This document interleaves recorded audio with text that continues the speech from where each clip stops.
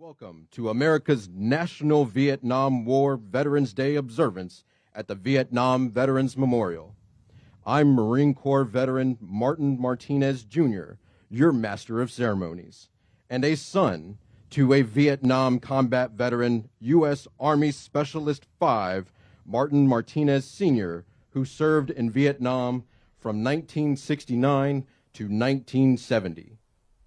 Today's ceremony honors our nation's Vietnam veterans, families, and survivors who served honorably and sacrificed so much. This year is a particularly significant ceremony as it occurs during our nation's 250th birthday. The ceremony will begin with an invocation followed by remarks from special guests. At this time, please stand if you are able for the presentation of our nation's colors, and please remain standing for the performance of our national anthem.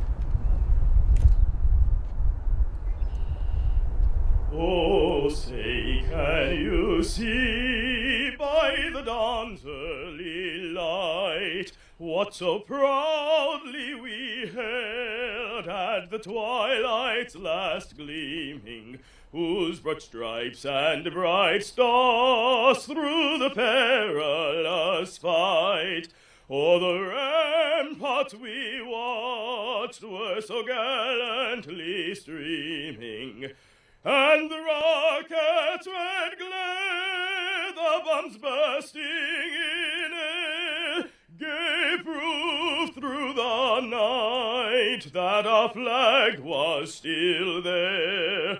Oh, say, does that star-spangled banner yet wave o'er the land of the free and the home of the brave?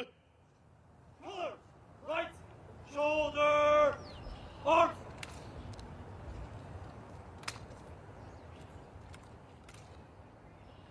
Distinguished guests, please remain standing for the invocation. For today's invocation, please let me introduce Chaplain Kimberly Willis, Executive Director of Chaplain Service for the United States Department of Veterans Affairs. Good morning.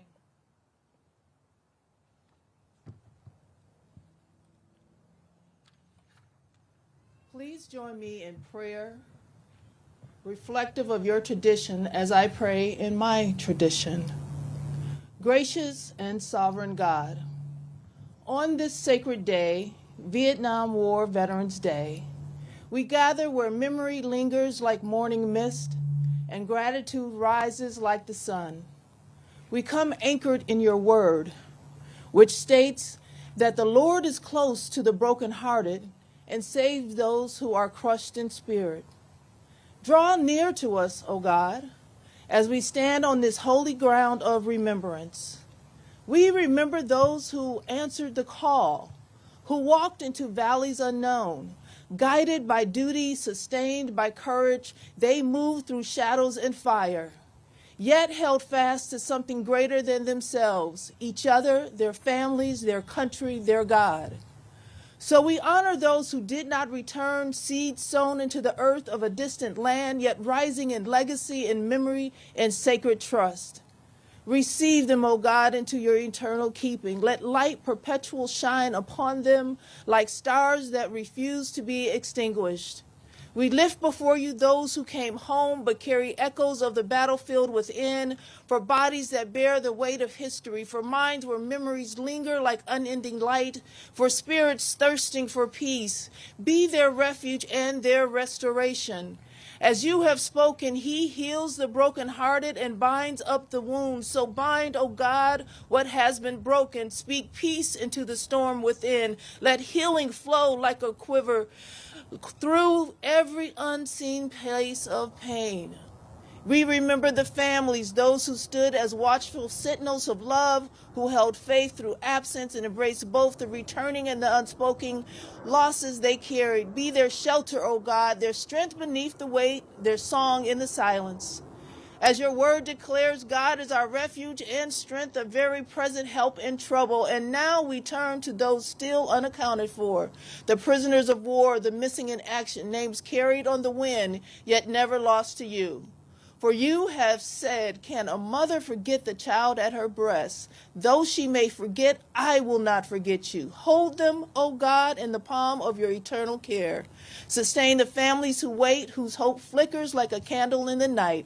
Let it not be extinguished. Be their light until all is made known. God of mercy, God of remembrance, teach us to walk as people who remember well, not only in word but in witness. Let justice roll like waters and compassion rise like a steady flame within us, and we may honor sacrifice with service and memory with faithful care. As we close, O God, bless this nation. Like rain upon dry ground, like light upon a weary path, guide us in wisdom, steady in unity, and lead us in the ways of peace. And may your grace rest upon us, your peace dwell within us, and your love carry us forward, now and always. It is in your matchless name we pray. Amen.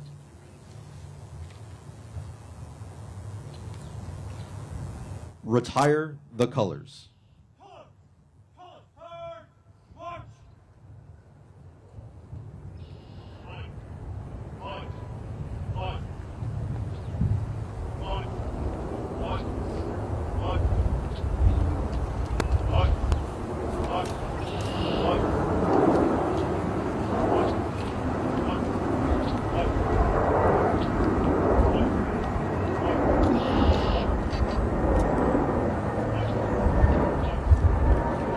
Today's 2026 National Vietnam War Veterans Day Silent Wreath Laying Ceremony specifically honors the more than 58,000 Vietnam veterans who paid the ultimate sacrifice to this nation. In addition, we also recognize the 1,560 members and civilians still missing and unaccounted for from that conflict.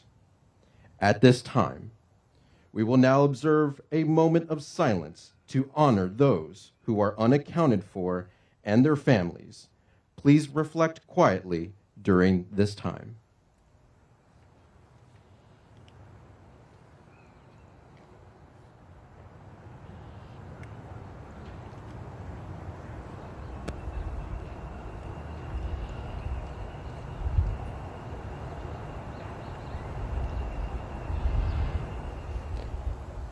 Thank you for your silence and reflection.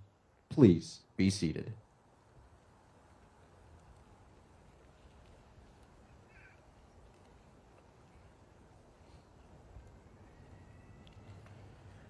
I'm pleased to introduce the President of the Vietnam Veterans of America, Mr. Tom Burke, representing those veterans who served. Vietnam Veterans of America is the nation's only congressionally chartered veteran service organization dedicated to the needs of Vietnam-era veterans and their families. In keeping with VVA's founding principle, never again will one generation of veterans abandon another. VVA advocates on behalf of all our nation's veterans.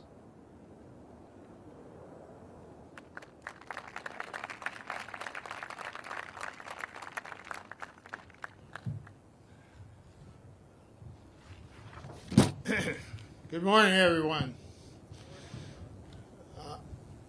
Today we mark the Vietnam Veterans Day ceremonies, a day to not simply remember a war, but to recognize the men and women who served during one of the most difficult chapters in our nation's history.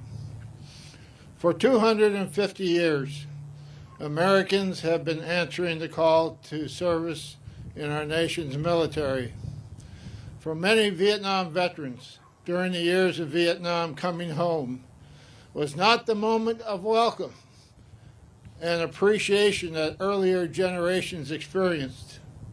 The cost of war was not measured in statistics, but in lives lost, and futures interrupted, and families forever changed. Instead of parades and open arms, too many of us returned to a country deeply divided over the war. The anger about conflict was too often directed at the young Americans who fought the war.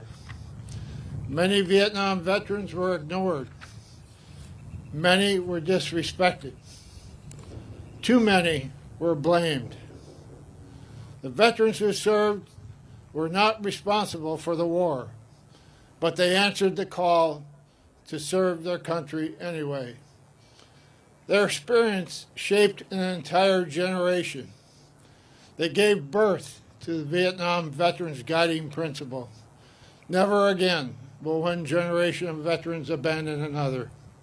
For the past 9 years, our nation has marked March 29th as Vietnam Veterans Day to thank and honor Vietnam veterans who gave so much. Here today, we stand in a place of healing as we reflect on the black granite wall those who paid the price of freedom with their blood. We are reminded of the true price of war. Each name represents someone who is loved, a husband, a father, a son, a daughter, brother, sister, neighbor, or even a friend. Our prayers are with Gold Star families, those who got the knock on their door, those who waited for years, and those who still wait. Never again will one generation of veterans abandon another. Those words are more than a motto. They are a promise. Vietnam veterans vowed that what happened to us would never happen to another generation of veterans, ever. At the time, our country was weary and divided on the war. For decades, Vietnam veterans have tried to live up to that promise by standing beside veterans of every war and conflict. Over time, our communities changed, and our country finally realized that the warrior and the war were not the same. Cities held parades long overdue, and America began to say, thank you. Today, many Vietnam veterans are now in their 70s and 80s. I call them mature guys. We have become senior statesmen in the veteran community, and that carries both responsibility and opportunity. We have the opportunity to pass along the lessons that we learned. We also have the responsibility to teach younger veterans how to care for one another, how to advocate for those who had PTSD, victims of Agent Orange, toxic exposure, and the list goes on. How to continue strengthening the bond between the military and the nation. No matter how you feel about the war, never take the matter out on the warrior who fought that war. The truth is simple. Veterans need to take care of each other, but the responsibility does not rest with veterans alone. To those in the audience today who may not have served in uniform, we ask a very simple thing. Don't blame the warrior for the war. The men and women who serve do so because your country asked them to. And when they come home, they deserve our respect, they deserve our support, they deserve help to transition back into civilian life. When veterans come home, I can assure you they carry experiences that most will never see or fully understand. A little gratitude can go a long ways to making a difference. Vietnam Veterans Day reminds us of not only the past, but of our responsibility to the future. And today, as our nation once again have young Americans fighting a war, the lessons of Vietnam are clear. People may debate the war, but the men and women who sent to fight it must always know their country stands behind them now and when they come home. And it's now my privilege to introduce someone who embodies the values of service, leadership, and dedication. Please help me welcome our Secretary of War, Pete Hegseth.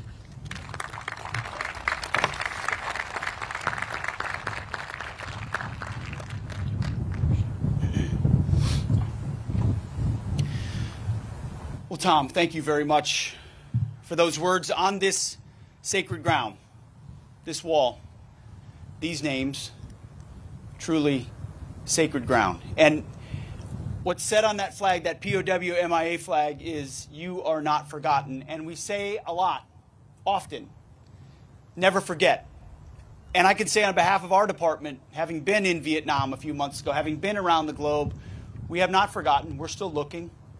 We're working with the VA to ensure that every last one, every single soul, every single American in that conflict and others comes home. It's a reflection of who we are, of what America represents, how we cherish the lives of those who defend us, the best of America. We will never forget, never. But today I would ask you to go one step further than never forget. It means much the same. It's just the inverse. It's more active. Yes, we will never forget, but more importantly, we will always remember. We will always remember what they gave, the courage they showed, those 58,000, the vast majority volunteers from big cities and small towns, city boys and country boys, shoulder to shoulder, fighting for each other.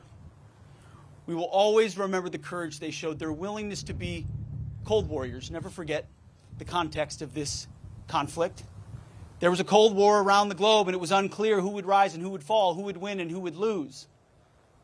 And in the geopolitical context, the understanding was they were holding the line against a communist advance.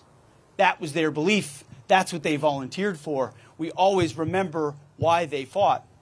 Now, unsurprisingly, politics, politicians, other prerogatives got in the mix, got in the way. Things got complicated.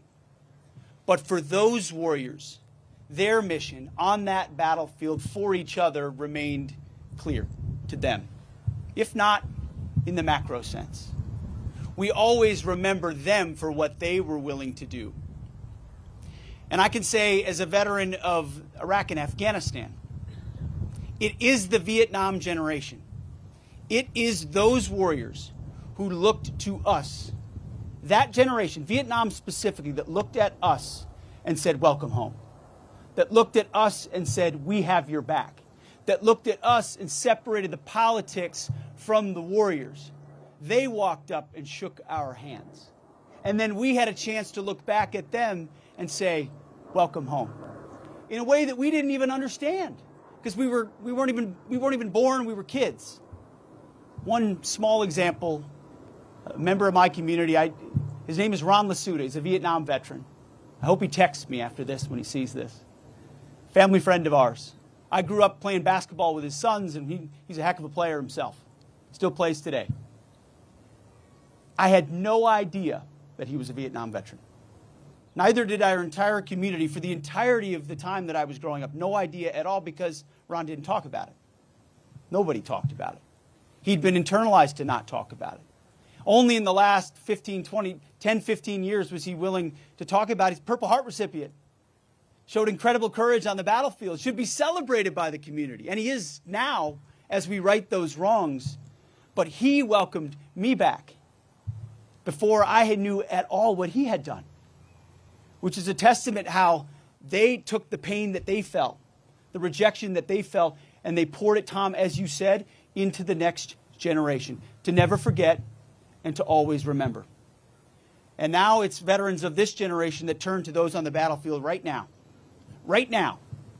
and ensure that they have absolutely everything that they need. That there will be debates in that Capitol building.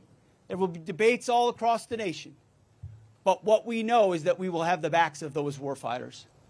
We will ensure that they are celebrated, that their sacrifice is honored, that every part of our society recognizes that they are the real 1%.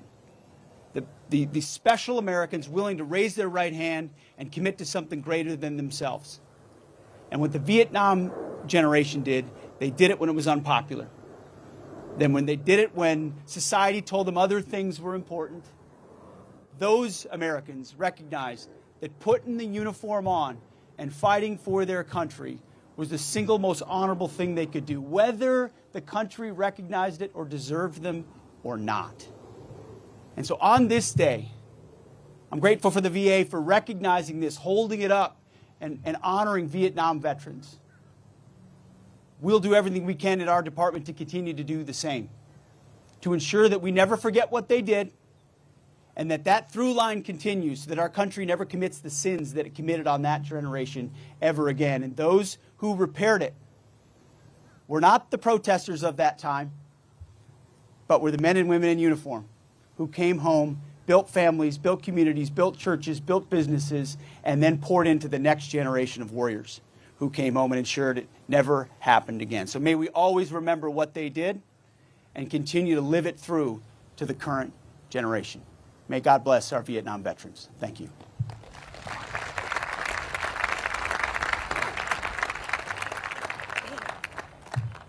I'm supposed to introduce the main event. My apologies. It's been an absolute. I've known Doug Collins for many years. Many of you knew him as well in various roles, to include congressman. I've gotten to know him as a friend. I've gotten to know him as a human being. I've gotten to know him as a brother in Christ. I've gotten to know him as a fellow cabinet member. You have nobody better with a deeper heart for our veterans than Doug Collins. It's an honor to stand with him each and every day on behalf of our veterans. Ladies and gentlemen, the Secretary of the VA, Doug Collins.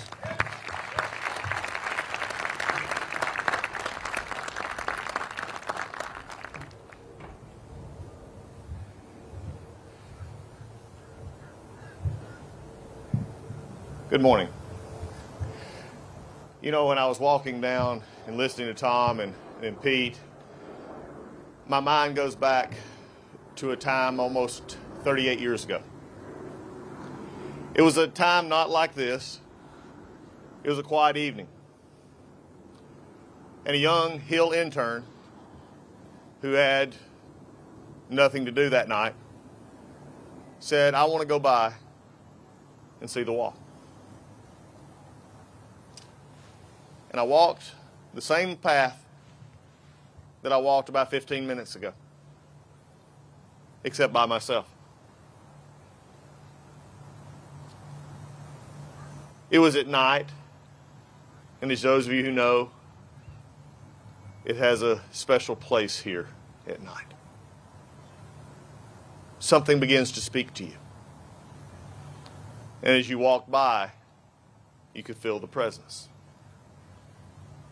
We have many of you who have served in Vietnam.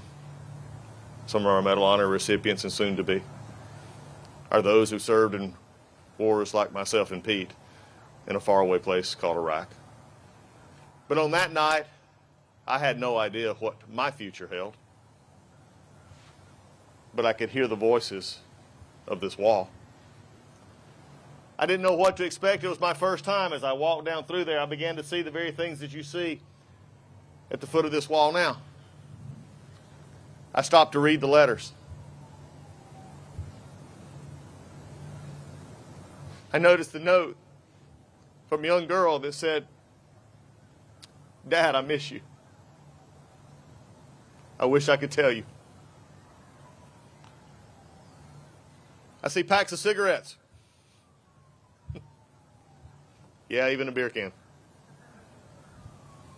But as I continue to walk down, I also notice flags, flowers, pictures, poems, and letters. It was at that moment it began even more in me as a young child who I go back another 15 years was watching on TV a war that I didn't really understand to be too young, but I did understand what it looked like, and I understood when they scrolled the names, and I understood when they talked about problems far away from my little home in Gainesville, Georgia.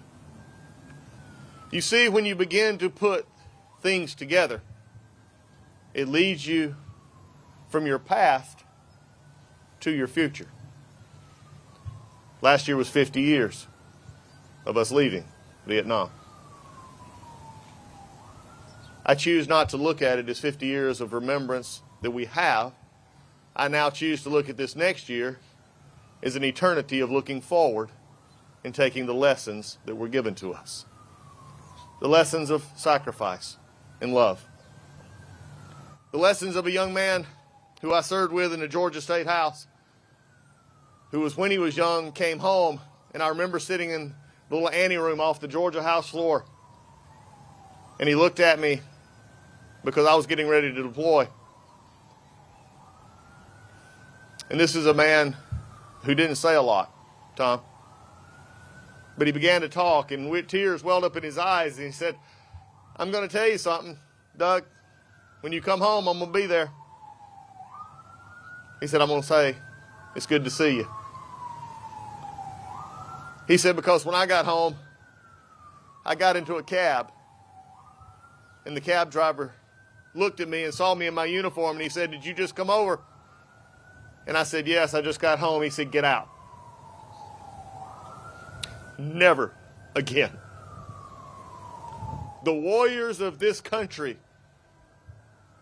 are the ones who support everything that we get to do.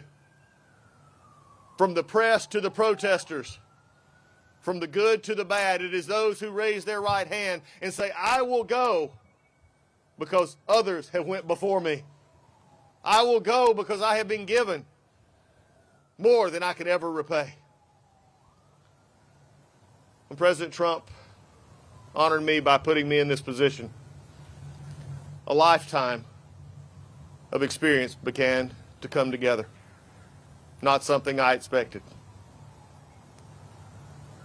And just as I was walking down just a few minutes ago, I never thought that my pathway to the VA would be a pathway that started over 38 years ago, with the voice of this wall still speaking to me.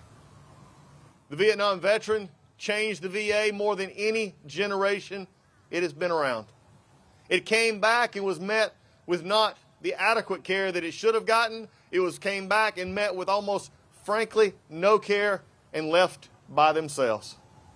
They stood up and said never. They stood up and said not again. They stood up and helped shape us into the VA we are today. Vet centers are there because of the Vietnam generation. The vet centers that I think are the greatest thing in the world because they hit every veteran no matter where they are, and they say, "You have a home here." They took our hospitals and said, "You got to learn to treat us better."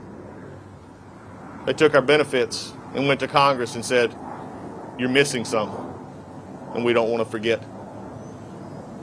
And for those of us who still long for those over 1,000 to come back home, we will never stop, we will never forget, and they will always be on our mind. But when a generation impacts a country like the Vietnam generation did, and the generation of people that I serve as Secretary of VA, and those that Pete does at the Secretary of War, it's a reminder that these names will be forever etched. There may be fewer things placed at the base. There may be some who don't have a personal memory. But for those of us who will gather every year on this day, we will remember. But then I also promise you this: we will look forward. We will take what this generation gave to us, and we'll never stop asking, especially at my department, who we put first, and that is the veteran. Because Vietnam taught us that if we don't put the veteran first, this country has put itself last. And I will never stand for that. And those who are gathered here and those that are walking by today, hear my voice clearly.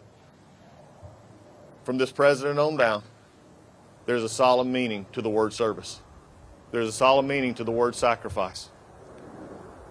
And we will never forget. But we will look forward. Because I have found that sometimes when you look backwards too much, you forget where you're going. Thank you to this generation who could have stopped, who could have got mad, who could have got bitter, who could have turned away from the very country that had sent it. But thank God you remembered why you raised your right hand, why you went. Because when you came home, you looked forward.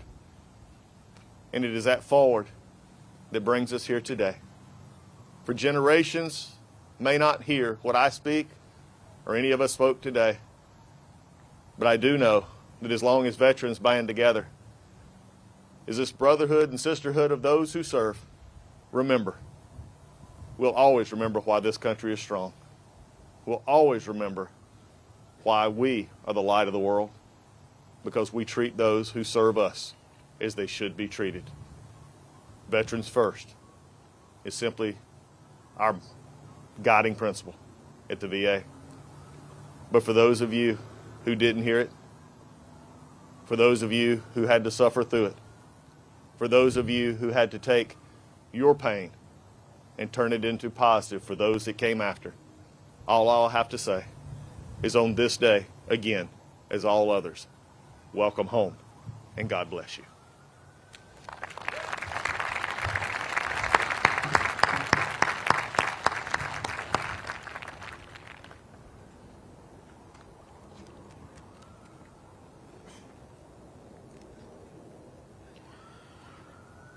Ladies and gentlemen, it is time for the second part of our observance, a silent wreath laying.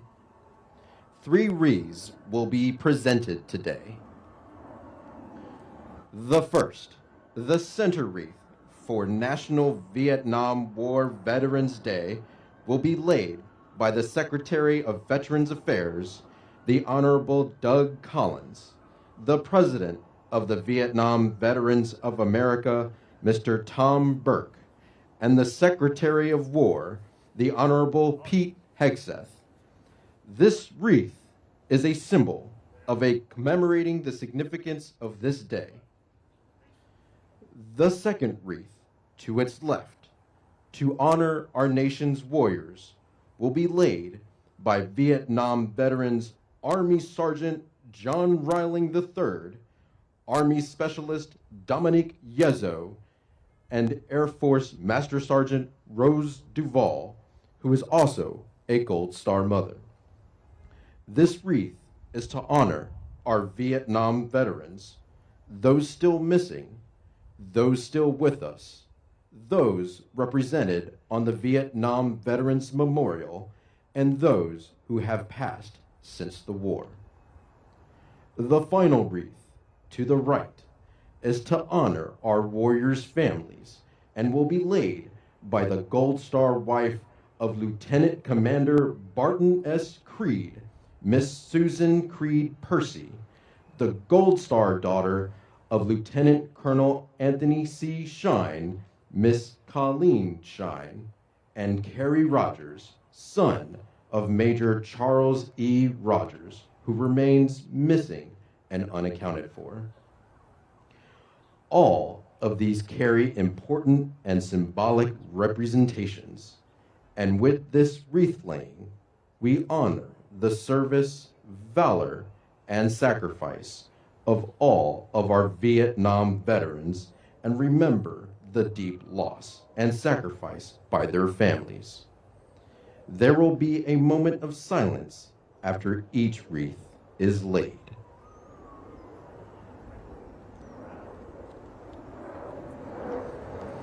At this time, I ask that each official party proceed to their wreath.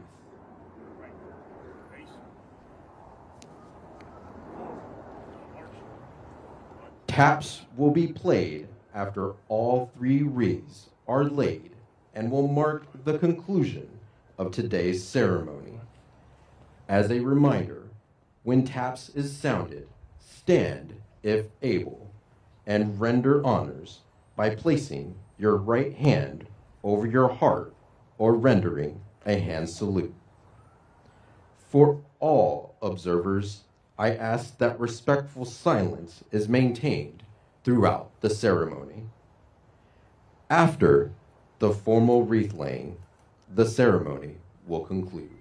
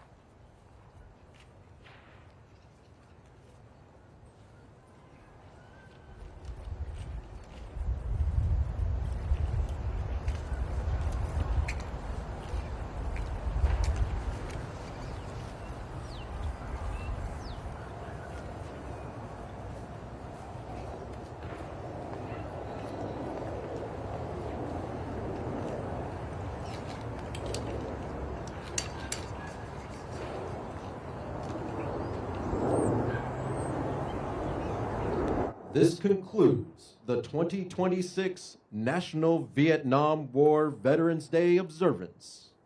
Please remain in place for the departure of the official party.